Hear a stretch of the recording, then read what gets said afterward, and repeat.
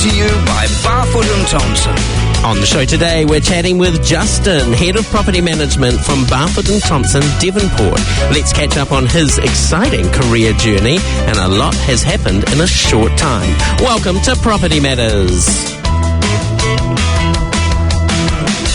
Welcome along to another Monday as we edge our way towards the next long weekend's coming up. It's not far till Easter, folks. Hope you're coping with everything happening in the world today. But we're going to just sort of touch base, first of all, with a little bit of a media update from realestate.co.nz, as it's showing the Central Otago and Lakes District has now set a new benchmark for weekly rent. It's in a league of its own, with its average weekly rent now sitting at $902 per week. I'll say that again, $902 per week.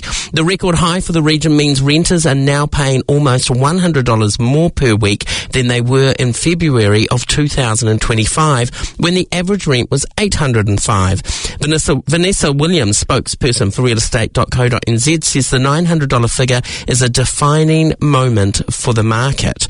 She says crossing the $900 a week threshold is significant and signals that Central Otago and Lakes District has firmly cemented itself as New Zealand's premium long-term rental market, no longer just a holiday hotspot. Sam Stubbs, Managing Director of Simplicity New Zealand Limited, which is building 600 new long-term rentals in the region, says it's crazy that hard-working people are having to pay so much to have a roof over their heads. The February rental report also shows that the national average rent eased to $629 per week. That's down 1.9% year on year. Wellington experienced the greatest year-on-year decline, with rents in the capital falling 7.1% from $673 a week in February last year to $625 a week in February 2026. New listings just increased 0.7% nationally year on year, with 6,040 rental properties coming onto the market in February. The West Coast experienced the greatest surge in rental listings, with a 140% year-on-year increase to 24 properties. Rental stock has increased 6.2% year-on-year February 26 to 7,504, up from 7,064 last year. That data's all come from realestate.co.nz. Now, as I chat to our guest, I'm not sure if his rental properties in Devonport would hit $900 on an average rental market. Would it, Justin? Ooh, we're getting close there. Getting close, yeah. Getting close. Well, welcome to the show, Justin Hwang, who is the Head of Property Management for Barfoot and Thompson's Devonport branch. And look, before we even talk real estate, Justin, just tell us about your career and your study journey. What did you do before sort of venturing into this real estate world? Thank you for having me, Stephen. So before this, I was in a completely different field, really. I was an athlete growing up in high school, so that was basically most of my life. And what sport? So I did gymnastics and as well as taekwondo. Okay, cool. Yeah. So I did those things thinking that I'd be going to the Olympics and I'll be coaching, and I thought that would be the rest of my life. But here I am as head of property in Devonport.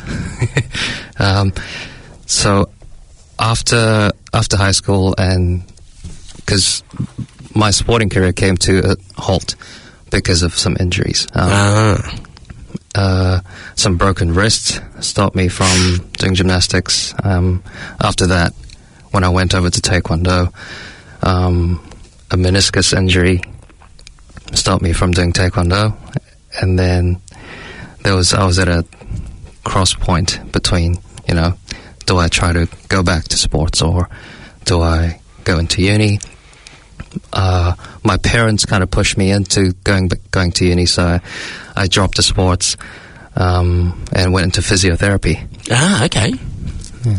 And so I'd studied physiotherapy about 3 years, did some clinical placements, and it wasn't really what I envisioned. It didn't really click with me. So I just looked around for jobs here and there. I stopped studying. And I got into a reception job at City Fitness. And going there, I climbed up the ranks, went into assistant manager and then manager, which is, looking back now, it's quite similar to property management because I was managing the facility in a sense. And just looking after a team there. And after that, I was there about 4 years, and I was looking for some change and ended up getting interested in property management. And I looked for quite a long time, because not a lot of places take you on board when you don't have experience or prior qualifications. And then I found that Barfoot and Thompson had a training academy, a cadet program, which was a really good opportunity for me. Brilliant. So if we unpack your real estate journey, and look, you've done a lot in a short space of time, but what was it firstly that why did property management interest you so much? What really drew me to property management was realizing how impactful this role is. Some people might have this idea that it's just collecting rent, doing inspections, but it's so much more. And it has a huge impact on the longevity of the properties and ultimately a return on your investments. You are essentially a part legal advisor, part maintenance coordinator, part mediator. So you have many hats. I just love the idea of managing what is most often the biggest asset for an owner, while also helping tenants find a place to call home. Cool. So you mentioned at the start that you started in the training academy. So for our listeners, what is this? Because this is quite unique to Barfoot and Thompson, isn't it? Yes, I haven't seen it with any other companies. I was fortunate enough to come across this opportunity, especially for people like me that hasn't had the experience or prior qualifications. It was a way into the industry, and basically it's a program where they take you on and take you through a step-by-step process, getting you accredited to be a property manager, going through workshops, trainings, and then working alongside already experienced property managers, and then experiencing actual property management, going to inspections, going to viewings, and then we would have weekly workshops where we go through the legal trainings, which is an important part on this. And after that, you get given a small amount of properties to look after, of course with the supervision of the head of property there. And then you go through and experience what it's like managing your own portfolio, and then arranging your own maintenance, emailing tenants, emailing owners, and with a safety net of somebody there to help and guide you. A bit like an internship, isn't it? Like if you were a builder and you were going off to sort of learn, and you tag along with the builder for X number of months. Same sort of vibe? Yeah, exactly. How long was the process for you in the training academy? Usually it's set up as a 6 months fixed term, but they look after you the whole way through. So it really depends on how quickly you get ready. Right. And if you pick things up fast, you might be placed into a branch faster. So what were those first few weeks like? What was the biggest surprise, I guess, coming into property management? What surprised you the most? Or I could flip it and say, what was your biggest challenge? What surprised me the most was, and also the challenge was that there was so much more than I expected. Right.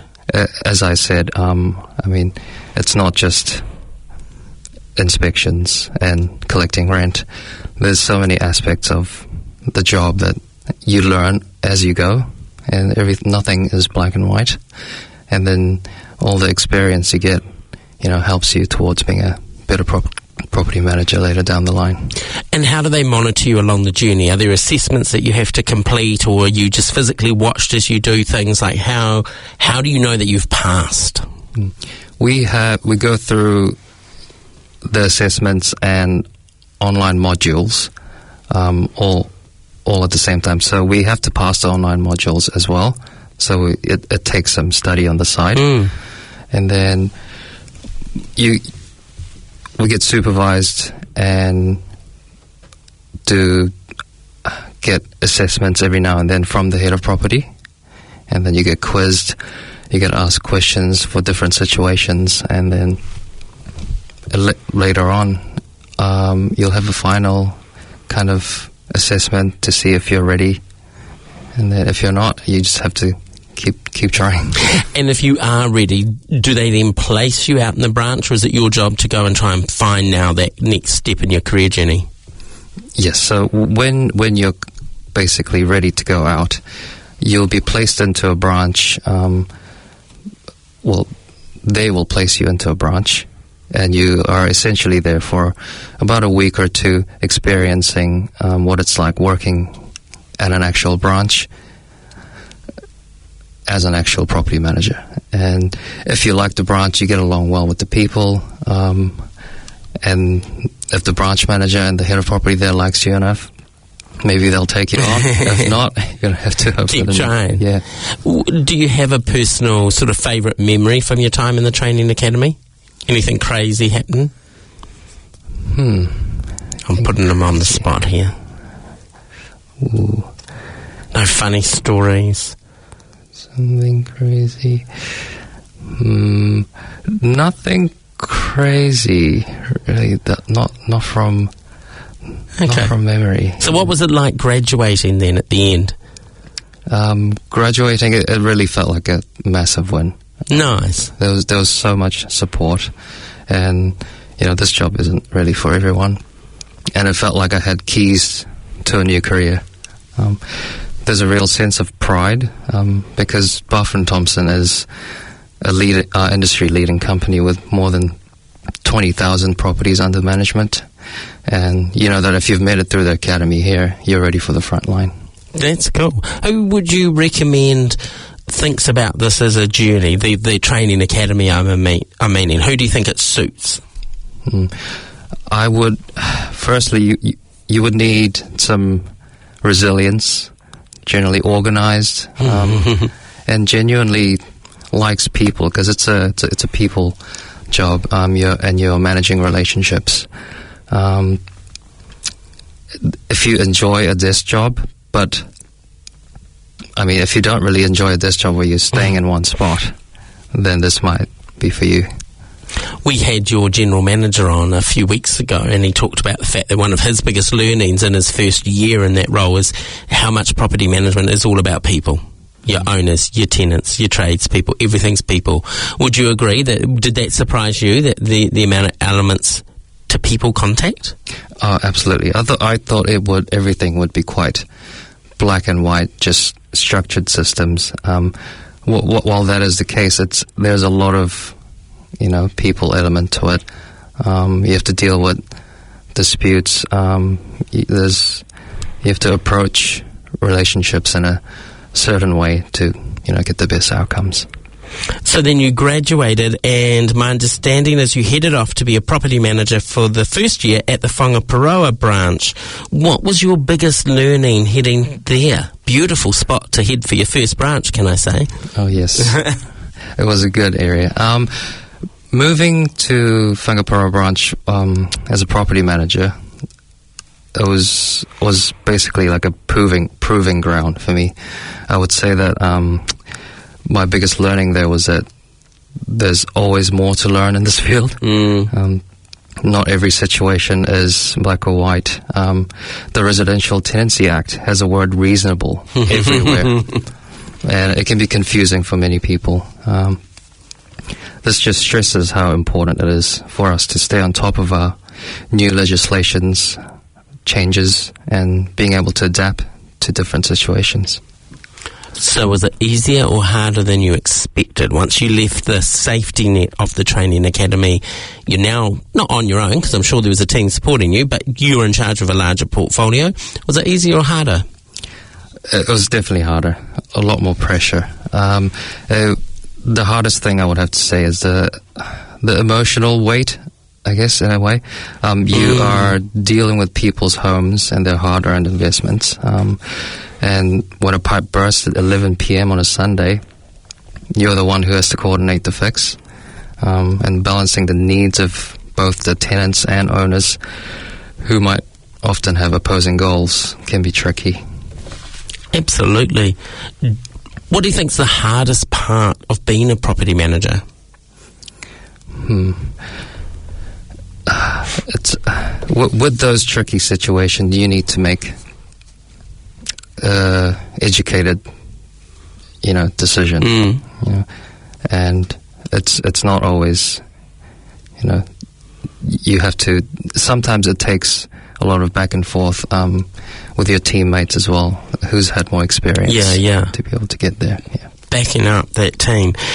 How do you stay up, I guess, both yourself and within the company, with all the legislation changes that come from time to time? There's been a lot in the last few years. How do you stay up to date? We are actually very lucky at Barfoot and Thompson to have a really incredible in-house legal team. And we get regular training and workshops. They're essentially the pillars that support all our property management departments with legal advice. And they hold workshops every time there's a new legislation coming in, when Healthy Homes came into effect as well, and this new PIT legislation. And I would say this is a big appeal for landlords that may be considering, managing their properties as well. Because you don't just get the property manager, you get the backing of one of the biggest property management companies in New Zealand and its support system. Brilliant. You mentioned then, legislation, PET legislation, we had Healthy Homes.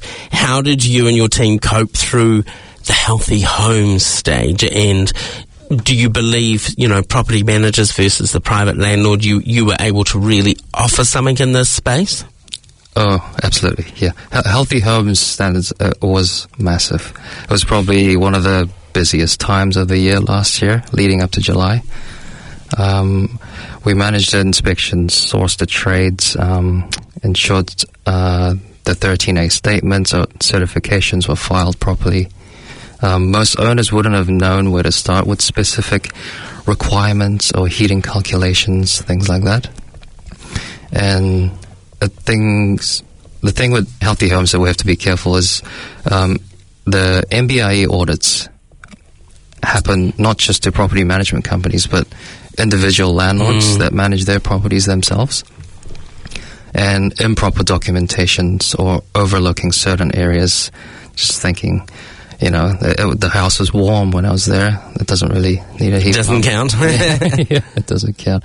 And it can cause thousands of dollars in fines. Okay. So as a property manager, those experts, you're potentially not just saving the money now, but saving potential money in the future when things go wrong. Exactly, yeah. Okay.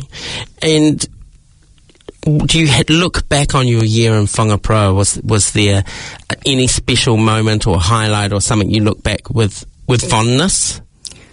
We, at Whangaparo, we really had a sense of camaraderie. The boys there, I got along really well as a team of, Matt, Phil, and we would do activities outside of work as well, things like going go-karting and going to each other's houses for a pizza night. Nice. Yeah, things like that. Nice, that team spirit, so important. So, 1 year into the role, you became head of property management for the Devonport branch. Now, how did this come about, and were you expecting to be promoted so soon? Oh, no, this wasn't expected at all. Because I was a year into my position, just over at Whangaparo, so I was thinking maybe a few years down the line that would be an opportunity, but it did come up. And I had some prior interactions with the branch manager here, which did help. We got along really well. I did my placement in Devonport, actually. So building up that relationship from your training academy time. Yeah. So, I mean, I was initially a little bit hesitant because I wasn't sure if I was ready. But our, operations manager, my hop, they both kind of ensured that I would be, well fit for the job. And they gave me support all the way through. Even now, they're always supporting me. Brilliant. So tell us, what does this role entail? I'm curious to know how it's different being a head of property management versus a property manager. So the main difference would be that the responsibility, it stops with you. So, you don't have your head of property to go back to. And You're this is what happened here. Yeah. So my role now is more about strategy and support. So I oversee the portfolio, as well as mentor or help the property manager handle tricky disputes, and my main focus would be focusing on the growth. Yeah, cool. And, speaking of growth, it's a small branch. Do you have plans in place to try and build that up? Yes. So Devonport, as you know, it's not really known for the rentals, but so we are hoping to branch out further out into Hauraki, Belmont, near Takapuna, and those areas. Okay, so talk to us about Devonport as an area, because our program's listened to all over New Zealand.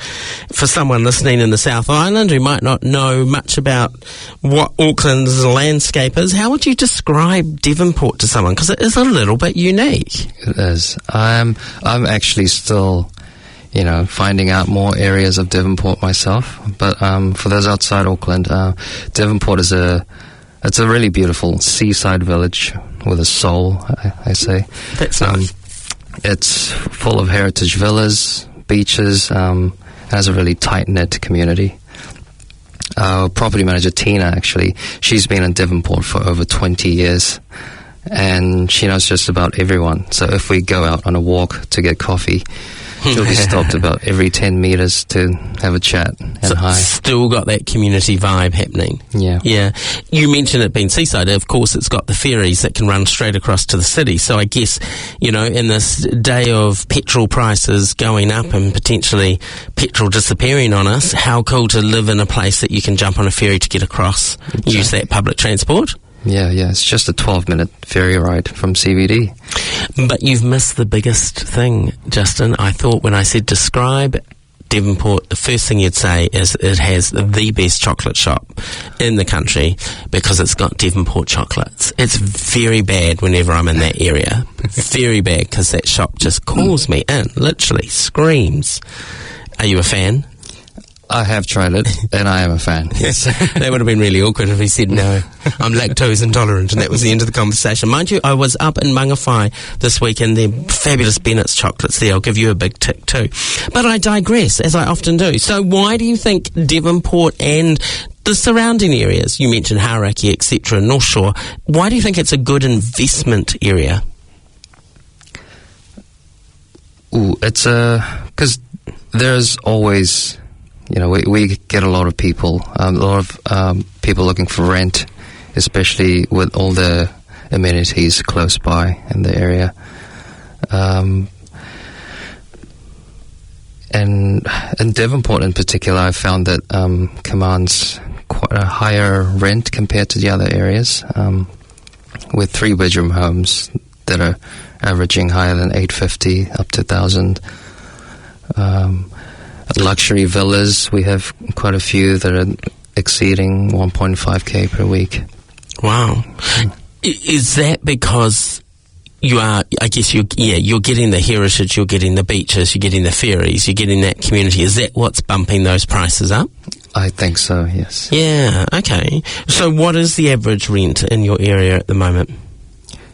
It would be around, so I would say the average would be $850-ish. Okay. Yeah. How often do you review rents for your clients? We review rents every year, although it doesn't always go up every year because market rent doesn't always, keep climbing. So what sort of things are you looking for when you're reviewing rent? You mentioned market rent. Like, how do you determine what the rent should be? So we look at what's listed out there currently. We look at the statistics from tenancy services. They have data from the bonds taken from rental properties. So we can get a general idea on a median rent and where it's sitting at for each 3-bedroom, 2-bedroom, 1-bedroom. And, looking at what's listed out there now, you don't want to be too high above every other property or too low. So we just have to find the right, middle ground.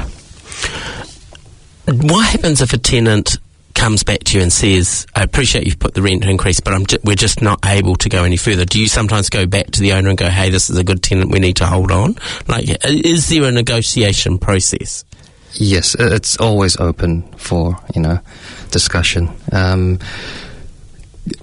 If the tenant's a really good tenant and they feel like, this increase is going to be a little bit too difficult, then we definitely go back to the landlord and have a discussion.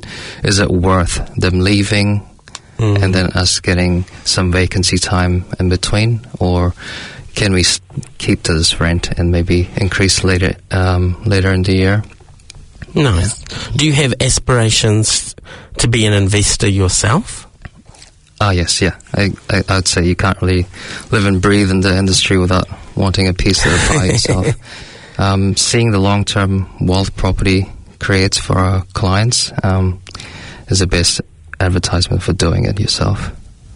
Cool. Now, what tips and tricks do you have for landlords listening to ensure they can get the maximum return on their investment? For example, what are the tenants looking for in homes today? Tenants are... So, the first of all, most important would be, a clean environment.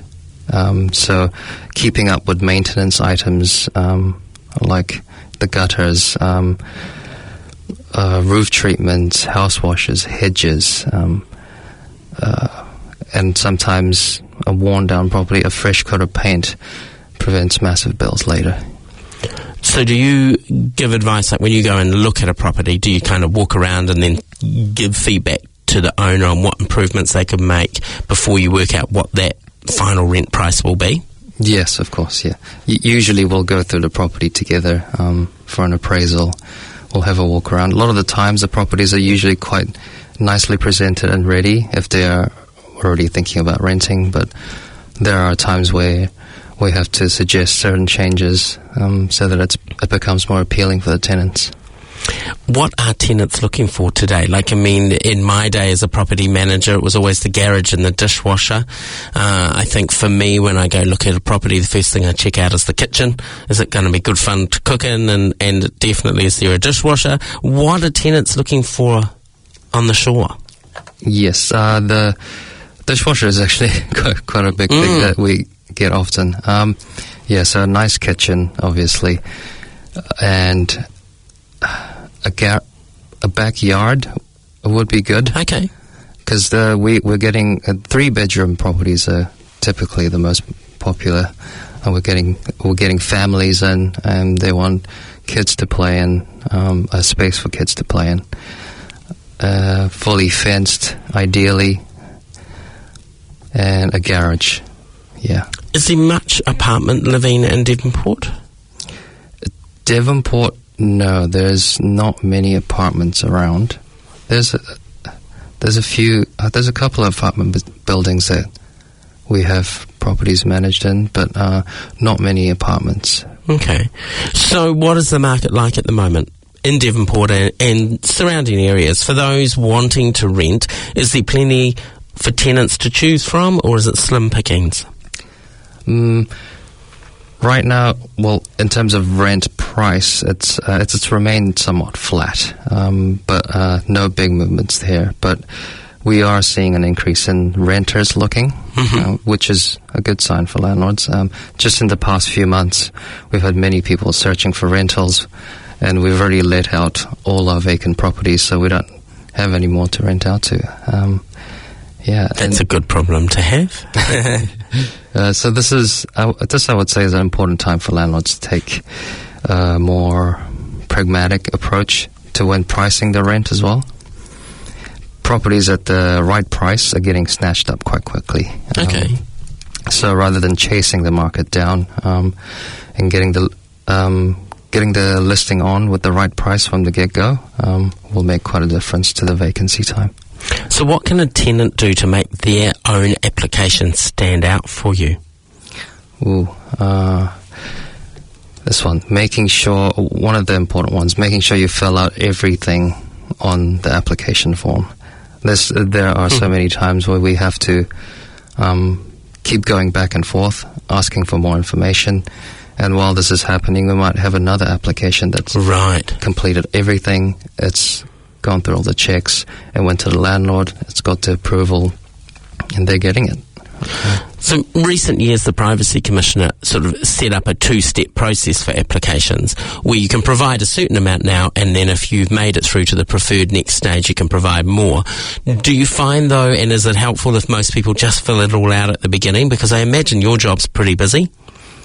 It would help, but it hasn't really hindered our process that much. Nice. Okay. Have you had many people respond to the new pet legislation and want to rent with pets?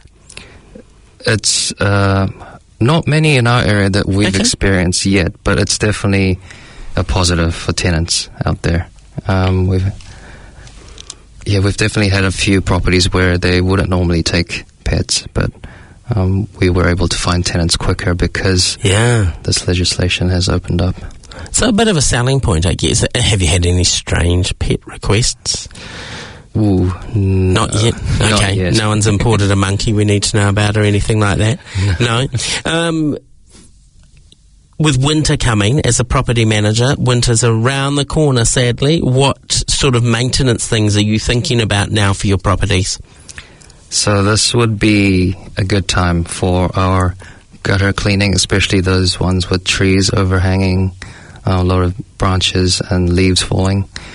Roof treatments with those lichen growth, we just want to get those treated as soon as possible. House washes, hedges, those annual, maintenance items. It would be a good time now. Look, you've done a lot in 2 years, from someone who started as an intern in an academy, coming straight from the gym. You then went on to be a property manager. Within a year, you've become the head of property management. Should Anil be worried that you're after his job next year? Like, what's next on the horizon? What's the long-term goal? Long-term goal. I haven't thought that far ahead. I really want to make a difference in Devonport branch and grow the branch, grow our portfolio, perhaps get more property managers, and who knows, somewhere down the line I might get some sales experience and get into branch manager. Cool. Awesome. And I guess with the size of company that Barfoot and Thompson is, there is plenty of doors open for that. Yeah. You mentioned at the start when I asked about, what was one of the biggest challenges, you said part of being a property manager is that there's an emotional weight, you called it. How do you unpack that, and how do you look after yourself? Because, yes, I imagine you are sometimes, you've got all the wonderful things, putting a tenant in their home and making them feel wonderful, but also sometimes you, for whatever reason, tenant's fault, or perhaps the house is up for sale, you're having to evict somebody or end their tenancy. That's taking them away from their home. How do you look after yourself in this role? Yeah, that's the difficult part. Trying to separate that when you leave home, because property management in general is not one where you shut off completely when you go home from work. For us, our phones are always with us. So just having some time set aside to just wind down, spending time together with family, friends. I guess that technology thing is a blessing and a curse, because we do live in a world now where we want people accessible 24/7. Do you have to set your own sort of limits around after hours and making sure that you are stepping away? Yes, I try not to get myself, thinking too much about work while I'm out of work. But prioritizing, just we keep an eye on whatever comes through our phones, but we know when it's an important one that we need to react straight away, and we know when it's not, when it can wait until Monday. So just getting that straight is the best thing I can do.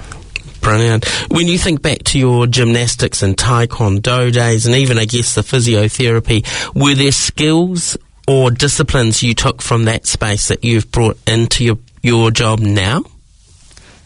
Yes. I would say the biggest thing I took away from being an athlete was the discipline. So that kind of feeds into all areas of my life.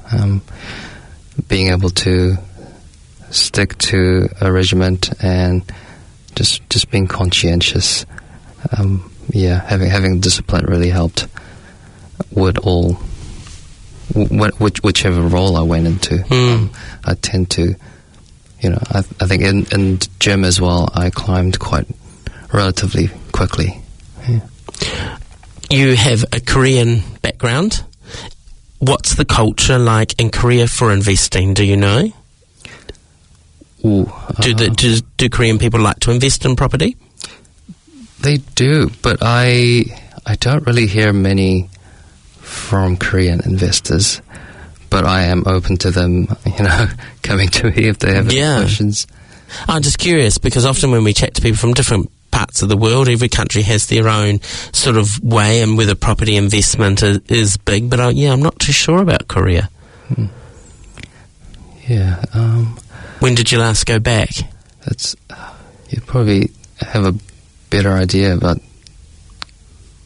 from someone that's not Korean. The last time I went back was 2019, which was just before COVID hit. So it's been quite a long time. Yeah. Brilliant. You have the most impressive tattoos as well. I've been watching, because they're quite scary but also impressive, but it almost looks like they're talking as you move your arms. So, that would certainly help, I guess, if you ever have a conflict situation with a tenant. What are you looking forward to most for the rest of this year? I'm looking forward to my brother's getting married later in the year. So going over to Bali for that, getting some time off. And then I'll be visiting Korea, actually. Oh, brilliant. Yeah. Awesome. So when you take time off, how do things keep ticking without you and your branch? So we have relievers. We have a bunch of relievers in Barfoot and Thompson. And so you can book for a leave, and, you don't have to worry about your property, burning down. Great. Do they get to take the phone off you so you can have a true holiday? Oh, yes. Yeah.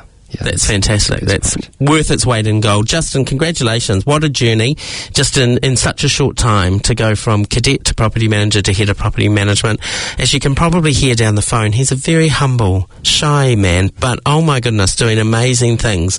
A real rising star in the real estate industry. Thanks so much for coming on and chatting tonight, and we wish you every success for your career, and I'll look forward to catching up in the future and seeing what you're up to. Thank you, Stevie. If you want to get in touch with Justin, head to barfoot.co.nz/Devonport. You'll find all the information there about him and his fabulous team. Nicole's the branch manager. She'll help you out with any sales inquiries as well. That's us for another week. Good luck travelling home. Maybe a few less cars on the road soon as people start having to hit the public transport to save fuel. Next week we have the incredible Serena Gibbon in here, total advocate for the industry. history to fill us in on what mischief she's been up to since we last caught up. Have a fabulous week. We'll catch you next week. Take care.